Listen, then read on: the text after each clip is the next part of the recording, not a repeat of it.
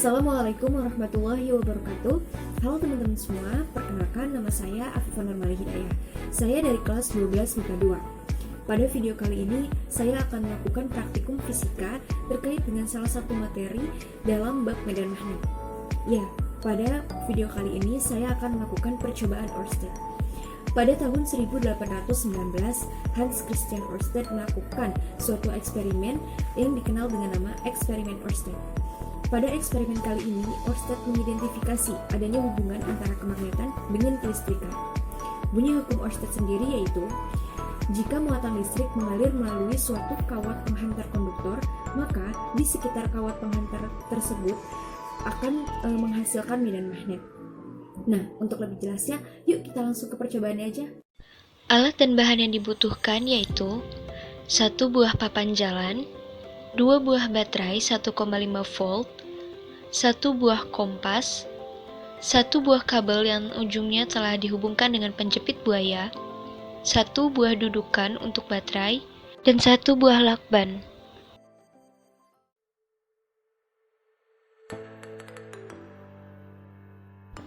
Pertama, kita posisikan kompas seperti ini. Kita tunggu hingga jarum kompas tidak berputar lagi. Pada kondisi ini, jarum kompas mengikuti arah medan magnet bumi. Kemudian untuk percobaan pertama, kita tidak menggunakan baterai sebagai sumber arus listrik. Kita dekatkan kabel yang tidak dihubungkan kepada arus listrik kepada kompas, dan bisa dilihat bahwa tidak ada pengaruh apapun pada jarum kompas. Jarum kompas tidak bergerak.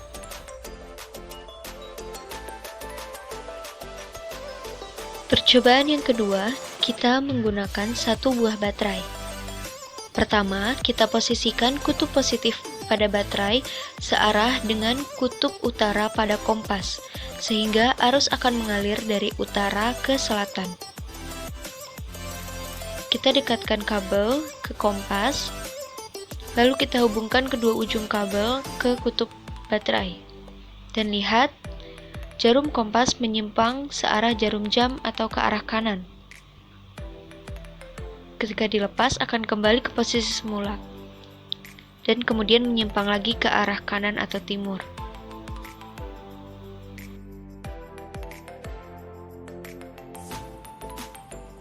Percobaan yang ketiga yaitu, kita ubah posisi kutub positif pada baterai searah dengan kutub selatan pada kompas.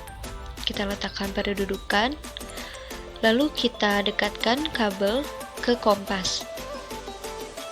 Kemudian, kedua ujung kabel kita hubungkan ke kutub pada baterai. Dan lihat, jarum kompas akan menyimpang ke arah yang berlawanan. Kita lihat lagi, jarum kompas berputar ke arah kiri atau berlawanan arah jarum jam.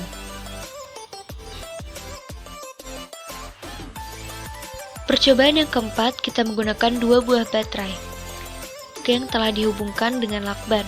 Kemudian kita posisikan kutub positif pada baterai searah dengan kutub utara pada kompas. Seperti ini. Kemudian kita letakkan kabel di dekat kompas. Setelah itu, ujungnya kita hubungkan ke kedua kutub pada baterai. Dan lihat, kompas akan menyimpang ke arah kanan atau searah jarum jam, dengan penyimpangan yang lebih besar daripada penyimpangan yang pertama kali. Bisa dilihat, begitupun ketika kita ubah posisi batu baterai, sehingga kutub positif pada baterai menjadi searah dengan kutub selatan pada kompas, maka jarum kompas akan menyimpang ke arah kiri dengan penyimpangan yang lebih besar daripada saat pertama. Percobaan kelima, kita akan menganalisis pengaruh jarak terhadap kuat medan magnet yang dirasakan benda. Pertama, kita posisikan kabel di dekat kompas, dan kita lihat penyimpangan yang terjadi. Ketika kita jauhkan kabel atau kita angkat ke atas, maka penyimpangan pada jarum kompas akan berkurang. Bisa dilihat seperti ini.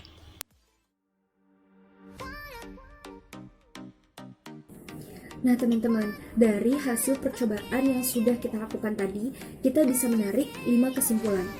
Yang pertama, bahwa suatu kawat penghantar yang tidak terhubung ke sumber arus listrik, maka tidak akan ada medan magnet di sekitar kawat tersebut. Hal ini dibuktikan ketika tidak berpindahnya posisi jarum kompas ketika didekatkan dengan kawat yang tidak dihubungkan dengan baterai. Nah, kesimpulan yang kedua yaitu benar tentang percobaan Ørsted bahwa ketika suatu kawat penghantar dihubungkan dengan sumber arus listrik, maka di dalam kawat penghantar tersebut akan mengalir arus listrik atau muatan listrik.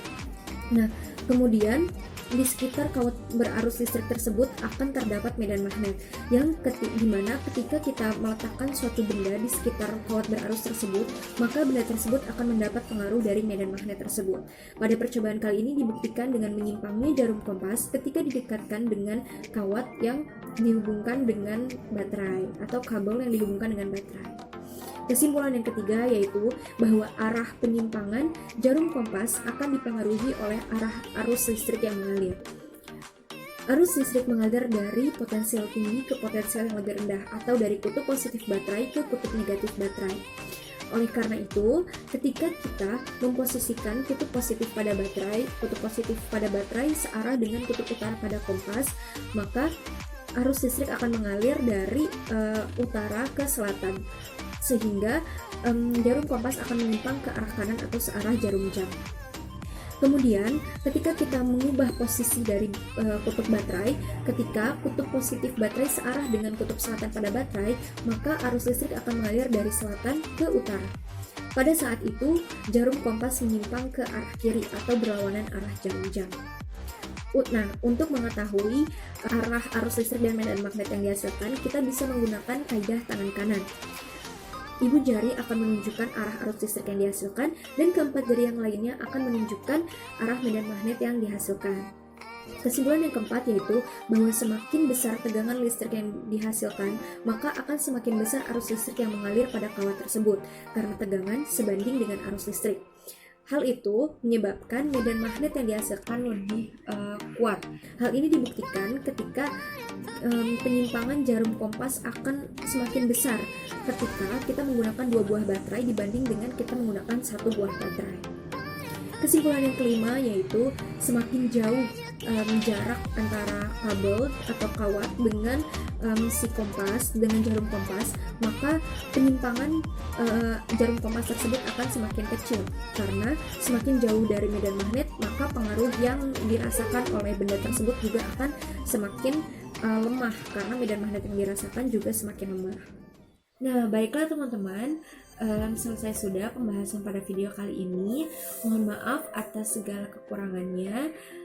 Semoga bermanfaat. Terima kasih yang sudah menonton. Wabillahi taufiq wal hidayah. Wassalamualaikum warahmatullahi wabarakatuh.